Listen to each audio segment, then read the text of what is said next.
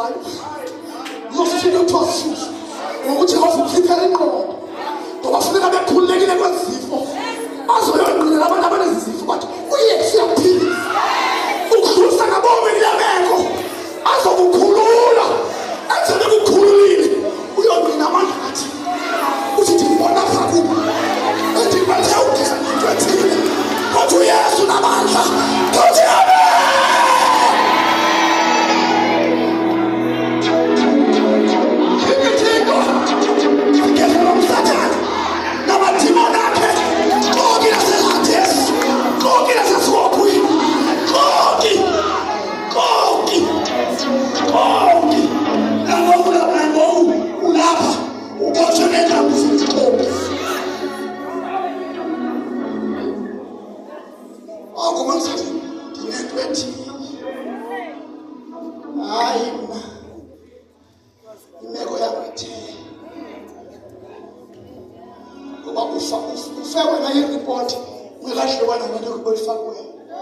Iripoti oyinikiweyo ivele yakubulala.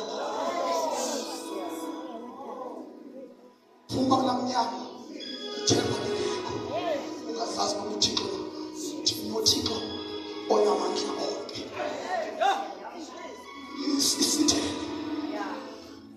Le ndawo esifunda kuyo uwagayo.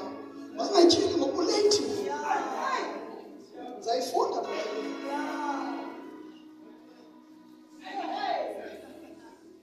Amandla ukawuchila kwendika kule Bible. Ithi amen lo. Andini manga chilwa. Kodwa namandla ukawuchila kwendika. Malalo ngayifunda. Ungalwina amaphutha alifunde iBhayibheli. Kodwa ulala insuku sibalula mkhamba ufunda.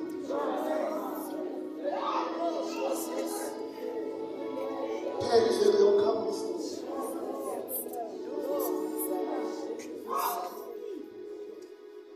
Ibandla malithi amen. Amen.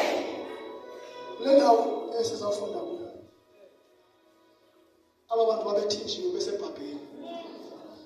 Babylon. Wafusa umprofeti. Okwanamhlanje umprofeti ofisiwe. Okwanamhlanje. Ngizoprofeta phezu kwakho. Anzana zothetha kufa. Ngiphethe indaba sofuzo. Ndizokuphilisa.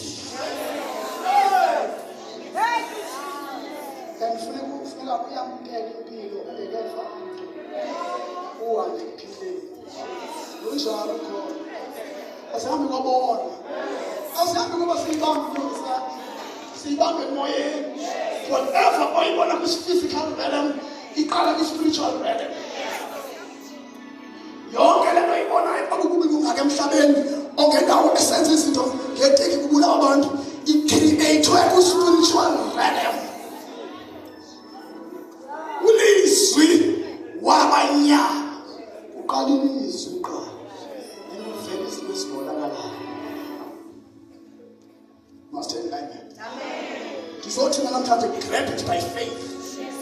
Ngokungabonakala ngokungafakali igrebe ngesandla sakho sokho ube sowuthetha ngoba ukuphila nokufa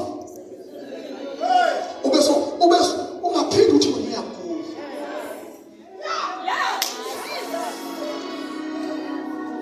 Ungaphindi uthi wena uboshi.